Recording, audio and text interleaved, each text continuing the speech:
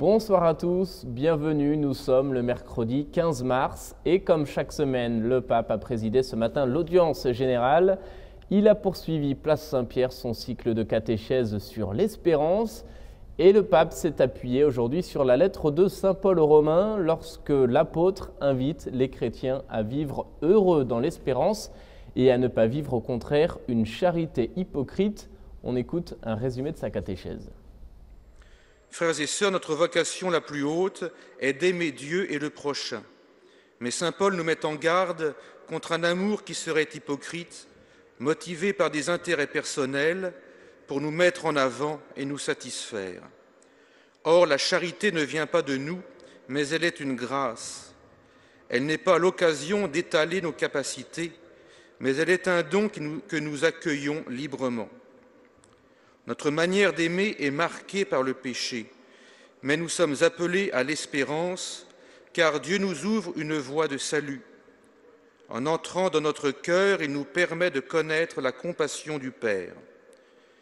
Savoir que nous ne vivons pas pleinement le commandement de l'amour est une grâce pour comprendre que nous avons besoin que le Seigneur renouvelle notre cœur afin d'aimer les autres comme il les aime, voulant leur bien, c'est-à-dire qu'ils soient des saints, des amis de Dieu.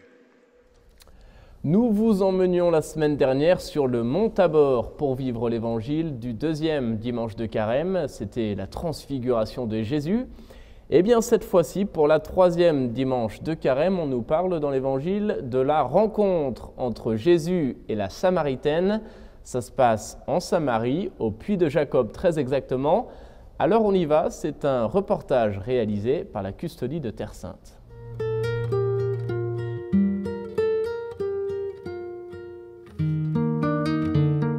À 60 km de Jérusalem se trouve un lieu qui nous fait voyager dans le temps et nous ramène à près de 4000 ans en arrière. Nous nous trouvons au cœur de la Samarie où passèrent Abraham et Jacob. À l'endroit où s'élève cette église, Jacob construisit un puits pour les besoins de sa famille et de son troupeau. C'est le lieu où, comme le raconte le Nouveau Testament, Jésus rencontra la Samaritaine. Le texte nous dit que Jésus devait passer par ici. Il avait besoin de rencontrer cette femme. Il voulait lui faire connaître le don qu'il portait. Il lui dit « Femme, si tu savais le don de Dieu et celui qui te demande à boire, c'est toi qui l'aurais prié et il t'aurait donné de l'eau vive. » Jésus veut réveiller en elle le désir de la foi et le désir de le connaître.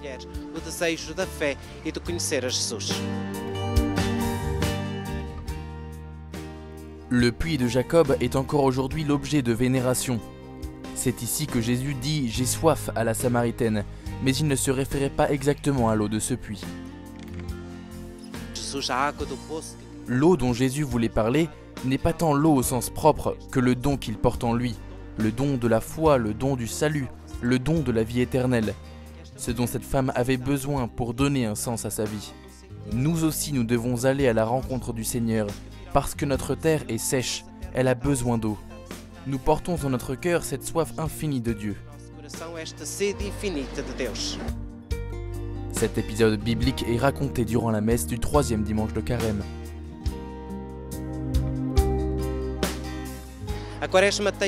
Le carême est le temps du baptême par excellence, et l'eau même a un sens profondément baptismal, parce que c'est avec elle que nous naissons à notre vie spirituelle. C'est l'eau qui nous lave, nous purifie. Pendant le carême, nous avons besoin de nous purifier de tout ce qui nous éloigne de Dieu. Pas seulement des tentations, mais de tout ce qui est en nous, qui a besoin d'être lavé et purifié.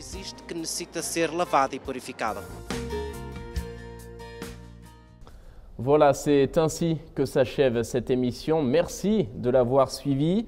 À suivre sur Ciel et Lumière, l'audience générale. Je vous souhaite une très belle soirée. À demain.